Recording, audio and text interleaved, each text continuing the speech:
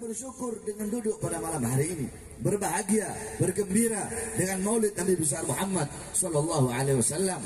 Ya saudara-saudara, dalam Al-Quran Allah berfirman, "Qul bifadlillah wa birahmati fabidzalika falyafrahu." Katakanlah, dengan karunia Allah dan dengan rahmat Allah, maka dengan karunia dan rahmat tersebut falyafrahu, hendaklah mereka bergembira. Apa karunia Allah? Karunia Allah adalah Al-Quran, ilmu, iman, Islam. Itu karunia Allah. Terus apa rahmat Allah? Yang dimana dengan adanya rahmat itu kita harus berbahagia, kita harus bergembira. Dalam kitab Tafsir bil Ma'thur Ma'alimut Tanzil, Al-Imam Baghawi mengatakan maksud rahmat Allah dalam ayat tersebut sebagaimana dalam ayat yang lain, "Wa ma arsalnaka illa rahmatan lil alamin." Tidak aku utus engkau wahai Muhammad kecuali engkau adalah rahmat bagi seluruh alam semesta. Maka dengan adanya Al-Quran, ilmu, Islam, iman sebagai karunia Allah, dan dengan adanya Nabi Muhammad sebagai rahmat Allah yang paling besar, falyafrahu, hendaklah bergembira, hendaklah kita semua bergembira, hendaklah kita berbahagia, hendaklah kita bersyukur dengan adanya baginda Nabi besar Muhammad sallallahu alaihi wasallam. Oleh karenanya jikalau ada yang bertanya, siapa yang menyuruh kamu bikin maulid? Siapa yang suruh kamu perintahkan maulid? Jawab saja, Allah yang memerintahkan saya untuk membuat maulid. Allah yang memerintahkan saya untuk membuat maulid. Sebab apa? Intisari maulid adalah bergembira dengan lahirnya Nabi Muhammad sallallahu alaihi wasallam. Sedangkan perintah untuk bergembira dengan adanya Nabi itu ada dalam Al-Quran, yaitu ayat firman Allah, "Qul bifadlillah wa birahmati fabidzalika falyafrahu." Saudara-saudara, jikalau intisari daripada maulid adalah memuliakan dan mengagungkan hari daripada kelahiran Nabi Muhammad, maka yang pertama kali mengagungkan, yang pertama kali memuliakan, yang pertama kali bermaulid, yang pertama kali mengagungkan, memuliakan kelahiran Nabi bukan para ustadz, bukan para kiai, bukan para habaib, bukan para ulama, bukan para imam, bukan immatul arba, bukan Imam Hanafi, Maliki, Syafi'i, Hambali, bukan para asfiya, bukan para tabi'in, bukan para tabi'in, bukan para sahabat, bukan juga para malaikat, bukan juga Nabi Muhammad, bukan para nabi, bukan para rasul, tetapi yang pertama kali, zat yang pertama kali memuliakan, mengagungkan hari kelahiran Nabi Muhammad adalah Allah Subhanahu wa taala. Allah yang pertama kali memuliakan dan mengagungkan hari kelahiran Nabi Muhammad. Bagaimana cara Allah memuliakan dan mengagungkan kelahiran Nabi? Allah punya cara sendiri untuk memuliakan dan mengagungkan kelahiran Nabi Muhammad. Bagaimana cara Allah? Saudara-saudara, dikatakan dalam surah Nabawiyah, "Wulida sallallahu alaihi wasallam yaumul Itsnain 12 min Syahr Rabiul Awwal 'amal fil." Nabi Muhammad lahir pada hari Senin tanggal 12 bulan Rabiul Awal tahun gajah. Wa summiya ama wiladatihi amul fil, dinamakan tahun kelahiran beliau itu dengan tahun gajah. Kenapa? Li'anna Malik al-Habasyah jaa ila al-Ka'bah, jaa ila Makkah lihabil Ka'bah wa kana fihi filun 'azim. Karena pada saat itu pasukan raja-raja Habasyah datang ke Makkah membawa pasukan gajah yang banyak, membawa pasukan gajah yang besar, datang ke Makkah untuk menghancurkan Ka'bah. Maka yang tahun lahirnya beliau dinamakan tahun gajah, karena kejadian terbesar pada saat itu adalah Raja Habasyah datang ingin menghancurkan Ka'bah. Fa'ahlakallahul jaysh, Allah hancurkan tentara gajah tersebut. Dengan apa? Dengan burung ababil, yang dimana satu ekor burung bawa batu dari neraka Sijil.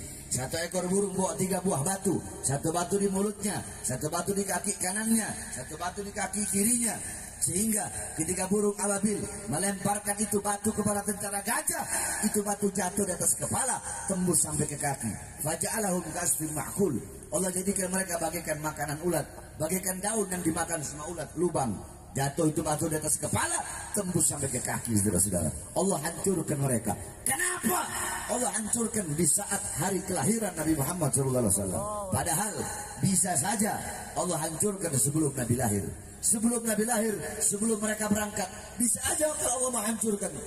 Tapi kenapa Allah hancurkan di hari lahir Nabi? Takriman, tasyrifan, wa ta'ziman li maulidin Nabi sallallahu alaihi wasallam, untuk memuliakan, mengagungkan daripada kelahiran baginda Nabi besar Muhammad sallallahu alaihi wasallam. Saudara-saudara, api Majusi, api Majusi yang selama ribuan tahun tidak pernah padam, Allah padamkan di hari kelahiran Nabi Muhammad. Apakah mustahil Allah mau padamkan sebelum Nabi lahir? Bisa saja Allah padamkan sebelum Nabi Muhammad lahir, atau bisa saja Allah padamkan sesudah Nabi Muhammad lahir. Tapi kenapa Allah padamkan api Majusi yang selama ribuan tahun tidak pernah padam di hari kelahiran Nabi, untuk memuliakan dan mengagungkan kelahiran baginda Nabi besar Muhammad. Istana Romawi Allah hancurkan tiang-tiangnya tepat di hari kelahiran Nabi. Kenapa kok di hari lahir Nabi? Apakah tidak bisa sebelum Nabi lahir? Bisa. Jauh sebelum Nabi lahir Allah hancurkan, bisa saja. Tapi kenapa Allah hancurkan di hari kelahiran Nabi? Takriman wa tasyrifan wa ta'liman, untuk memuliakan dan mengagungkan daripada kelahiran baginda Nabi besar Muhammad sallallahu alaihi wasallam. Saudara-saudara sekalian yang dimuliakan oleh Allah, di hari kelahiran Nabi, sumur-sumur yang kering Allah pancarkan kembali. Sumur-sumur yang kering memancarkan air. Pohon-pohon yang kering bertumbuh daun dan bunganya. Kenapa di hari kelahiran Nabi? Sebelum Nabi lahir, bisa saja sumur yang kering itu Allah pancarkan air. Pohon-pohon, batang-batang pohon yang kering Allah keluarkan daunnya. Tapi kenapa di hari lahirnya Nabi? Karena untuk memuliakan dan mengagungkan kelahiran Nabi Muhammad SAW. Seperti itulah cara Allah memuliakan kelahiran Nabi. Dan masih banyak lagi bagaimana cara Allah memuliakan kelahiran Nabi. Nah, jikalau intisari maulid adalah memuliakan dan mengagungkan hari kelahiran Nabi Muhammad, maka berarti yang pertama kali bermaulid adalah Allah Subhanahu wa taala. Kenapa? Karena Allah lah yang pertama kali memuliakan dan mengagungkan kelahiran baginda Nabi besar Muhammad sallallahu alaihi wasallam. Saudara-saudara, di negara kita yang kita cintai, yaitu negara Kesatuan Republik Indonesia. Negara Indonesia adalah negara maulid, negara sholawat. Saudara-saudara, kalau udah datang bulan Rabiul Awal di Indonesia, di setiap gang-gang, di setiap lorong-lorong, di setiap kampung-kampung, di setiap desa-desa, di setiap sudut-sudut, di setiap kelurahan, kecamatan, di setiap wilayah, setiap kota, setiap daerah, dari Sabang sampai Merauke, di mana-mana pasti bikin acara maulid Nabi Muhammad SAW. Makanya tidak heran kenapa kok umat Islam Indonesia menjadi umat Islam yang sangat dicintai dan sangat dirindukan oleh baginda Nabi besar Muhammad SAW. Sebab apa? Sebab tidak ada satupun negara di dunia ini yang lebih banyak membaca maulid, yang lebih banyak merayakan maulid seperti negara yang kita cintai. Tidak ada negara yang paling banyak membaca maulid Nabi, yang paling banyak merayakan maulid Nabi adalah negara Kesatuan Republik Indonesia. Akan tetapi sayang seribu sayang, saudara-saudara, kemarin ada seorang anak cucu Rasulullah, ada seorang anak cucu Nabi Muhammad SAW, yang dimana beliau merayakan, bikin acara maulid, beliau memuliakan hari kelahiran kakeknya, beliau bergembira dengan lahir kakeknya Nabi Muhammad SAW, beliau bersyukur atas maulid Nabi Muhammad SAW, beliau rayakan hari kelahiran, beliau bikin acara maulid Nabi Muhammad SAW, ribuan jutaan umat, ribuan umat, puluhan ribu, ratusan ribu umat datang sama-sama membaca maulid Nabi Muhammad SAW. Akan tetapi beliau ditangkap, akan tetapi beliau dimasukkan penjara. Kenapa? Karena bikin acara maulid Nabi Muhammad, beliau masuk penjara. Demi Allah, tidak ada di dunia orang bikin maulid dimasukkan penjara kecuali beliau, Al-Habib Muhammad Rizik bin Hussein bin Syihab. Saya tanya, ini zalim apa tidak? Jawab yang keras, zalim apa tidak? Zalim apa tidak?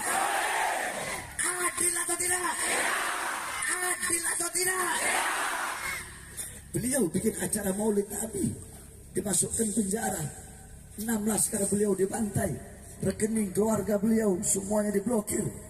Beliau gara-gara bikin maulid Nabi Muhammad, tangan yang dalam tubuhnya mengalir darah Nabi Muhammad diborgol, dibikin bagaikan penjahat, dibikin bagaikan koruptor, biadab.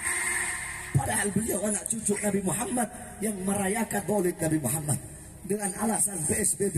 Saudara-saudara, PSBB, iya PSBB. Tapi kenapa mal-mal kalian biarkan buka? Kenapa masih banyak tenaga kerja dari asing kalian datangkan, sedangkan banyak pribumi Indonesia yang pengangguran di masa PSBB? Kalian ingin kami, rakyat Indonesia, kami menjadi budak di negara kami sendiri, saudara. Alasan PSBB, alasan PSBB, alasan PSBB. Sampai kemarin 1 tahun yang lalu, 1 tahun setengah yang lalu, baru saya bebas. Malamnya saya bahas pemerintah. Saya bilang, kenapa kalian kurung rakyat? Kenapa kalian biarkan rakyat dalam rumah? Terus tidak kalian kasih makan? Kenapa warung-warung kecil kalian tutup, sedangkan mal-mal tetap buka? Kenapa orang-orang kalian larang keluar rumah? Tenaga kerja dari asing terus kalian kirim. Gara-gara itu saya dimasukkan lagi ke dalam penjara. Saya tanya, kalian pernah lihat ceramah saya itu kan? Pernah kan? Ceramah saya itu katanya dianggap meresahkan rakyat, meresahkan masyarakat. Saya tanya yang ada di sini, kalian semua rakyat apa bukan? Rakyat apa bukan? Masyarakat apa bukan? Resah nggak dengan ceramah saya kemarin? Hah? Berarti pemerintahnya yang resah.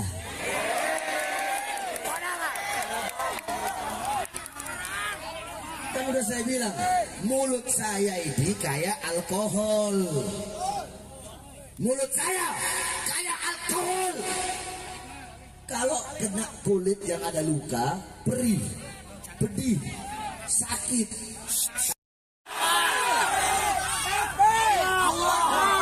Saudara-saudara, untuk apa saya ngambil resiko? Untuk apa? Saya tahu resikonya pasti di penjara. Kemarin ketika keluar, bisa aja saya nggak usah ceramah. Enak kok udah keluar, udah bebas. Siapa saya mau di penjara? Saya udah tahu kalau saya ceramah pasti ini saya bakal dimasukkan lagi. Bukan enggak, tapi saya ambil risiko itu. Kenapa? Demi bangsa, demi membela rakyat, demi membela masyarakat. Gak apa-apa saya di penjara lagi, saudara-saudara.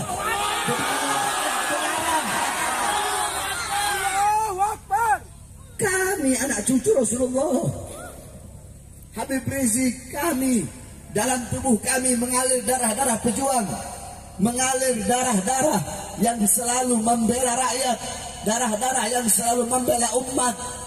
Di penjara cuma hal kecil, saudara. Kakek-kakek kami dibunuh. Sayyidina Ali bin Abi Thalib lagi sholat ditikam dari belakang sampai beliau mati. Kenapa? Karena satu jawabannya, karena beliau yang berada di barisan paling depan untuk menyampaikan kebenaran melawan kezaliman. Kami punya kakek Sayyidina Hasan bin Ali diracun sampai beliau wafat, keluar semua isi perutnya, diracun. Kenapa? Satu jawabannya, karena beliau karena Sayyidina Hasan berada di barisan paling depan untuk menyuarakan kebenaran. Kami punya kakek Sayyidina Husain radhiyallahu anhu. Sayyidina Husain dipenggal kepalanya, dipenggal kepala cucu Rasulullah, dipenggal oleh umatnya sendiri, dipenggal oleh orang yang mengaku umat Nabi Muhammad tetapi memenggal kepala cucu Nabi Muhammad. Sama seperti orang sekarang yang mengaku saya umat, saya juga Islam, saya juga umat Nabi, tetapi memenjarakan cucu Nabi Muhammad SAW. Makanya waktu di Nusa Kambangan kemarin, ketika itu saya diborgol, tangan saya diborgol, perut saya diborgol, kaki saya diborgol, 3 borgol. Itu emang udah SOP-nya seperti itu, saudara. Tetapi seluruh petugas-petugasnya baik, mereka hanya mengikuti aturan. Mereka berkata, Habib, kami ini NU, kami cinta baik, mohon maaf Beb, terpaksa kami harus seperti ini, kalau enggak kami bisa kehilangan pekerjaan. Saya bilang gak apa-apa, minta maaf Beb, minta ridhonya Beb, kami takut kualat. Nggak apa-apa, udah borgol. Borgol tangan, borgol perut, borgol kaki. Ketika sambil berjalan, saya tanya kepada mereka, kalian Islam semua? Iya, Beb. Kami semuanya Islam. Siapa Nabi kalian? Nabi Muhammad, Beb. Setiap kalian sholat, kalian bersolawat? Iya, Beb, bersolawat. Apa solawat yang kalian baca? Allahumma sholli ala sayyidina Muhammad wa ala ali sayyidina Muhammad. Salat, salam sejahtera, solawat, rahmat Allah, salam sejahtera atas Nabi Muhammad dan atas keluarga Nabi Muhammad. Tahukah kalian? Kalian mengaku umat Muhammad, sedangkan kalian membiarkan cucu Muhammad diborgol di depan kalian, tangan, perut, dan kakinya. Kalian sholat, bersolawat kepada Al Muhammad, anak cucu Muhammad, sedangkan anak cucu Muhammad di hadapan kalian diborgol tangannya, perutnya, kakinya. Kalian diam. Saya bagaikan penjahat, saya bagaikan koruptor, saya bagaikan partner narkoba. Padahal saya hanya gara-gara ceramah menyampaikan kebenaran, membela rakyat yang susah ketika itu, yang dikurung ketika sedang korup. Oleh karenanya saudara-saudara, kakek-kakek kami udah biasa. Beliau-beliau dibunuh, Imam Ali Zainal Abidin dimasukkan penjara. Nenek-nenek kami, putri-putri Sina Husain dirantai, ditawan bagaikan binatang. Itu sudah biasa. Kami di penjara, dibunuh, sudah biasa saudara-saudara. Itu yang dilakukan oleh kakek-kakek kami, dan itulah warisan yang diberikan kepada kami. Kakek-kakek kami tidak mewariskan harta, pangkat, jabatan, tahta, kekuasaan. Bukan itu warisan daripada kakek-kakek kami. Warisan daripada kakek-kakek kami di penjara. Warisan kakek-kakek kami ilmu, akhlak, adab, wara, khauf, khasyah, zuhud. Warisan kakek-kakek kami di penjara, diracun, dibunuh, dan itulah risiko bagi kami yang untuk berjuang di jalan Allah Subhanahu wa taala. Oleh karenanya saya sampaikan, darah beliau Sayyidina Ali, Rasulullah SAW, Sayyidina Hasan, Sayyidina Husain mengalir di dalam tubuh kami para habaib, mengalir di dalam tubuh Al-Habib Muhammad Rizik bin Husain bin Syihab.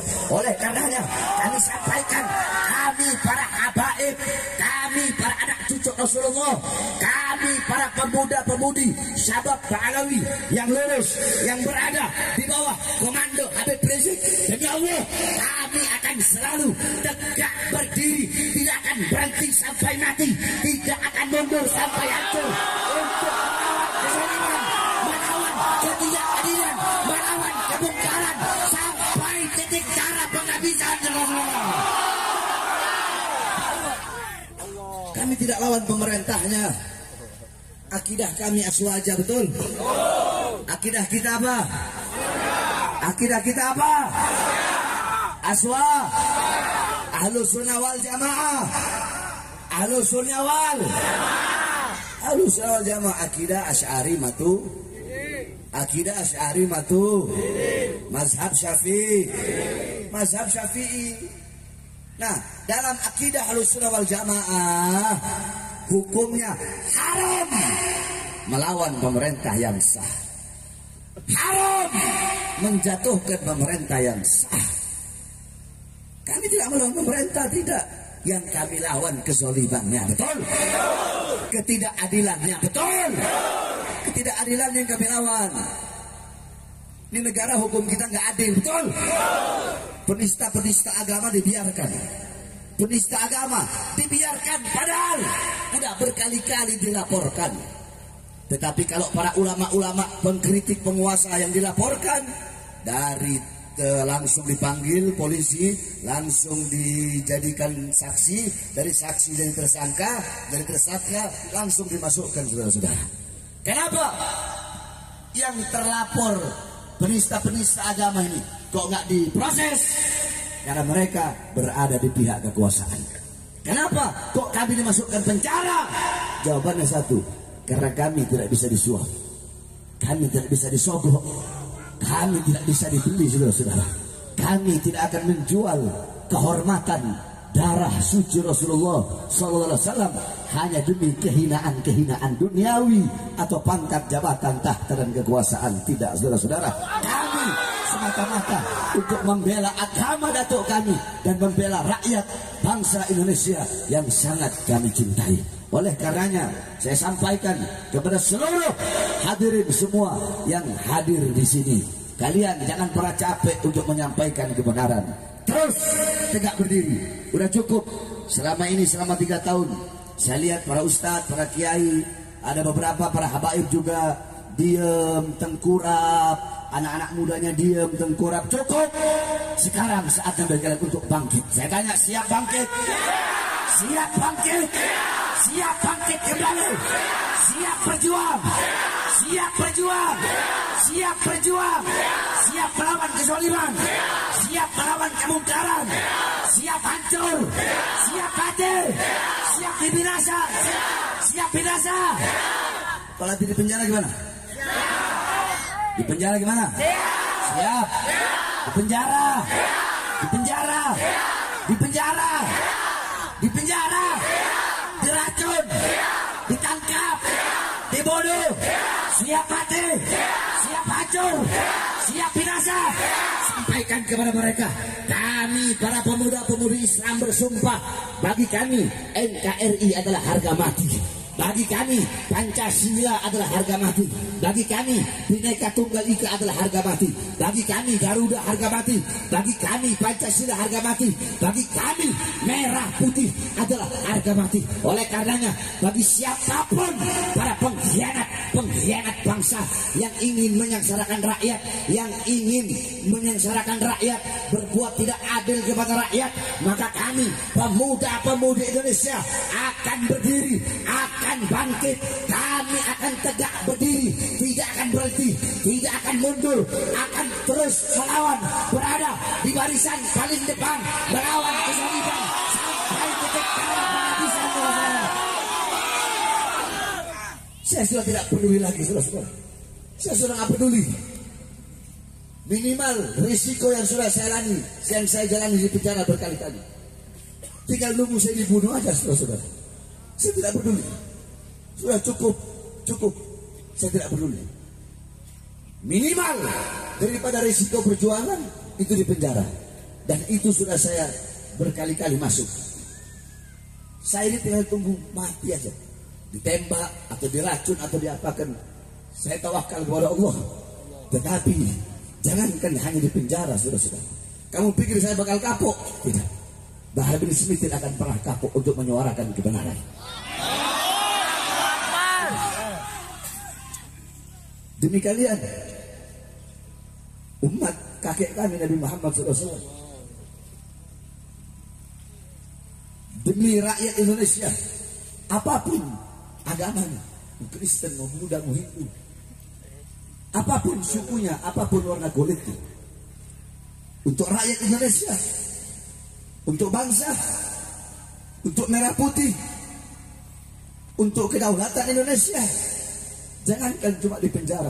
Demi Allah, nyawa, jiwa, dan darah Bahar bin Smith murah untuk ditumpahkan. Murah nyawa saya, jiwa saya, darah saya hilang atau tumpah. Murah demi umat Islam, murah demi rakyat Indonesia, apapun agama dan sukunya serta bangsanya, saudara-saudara.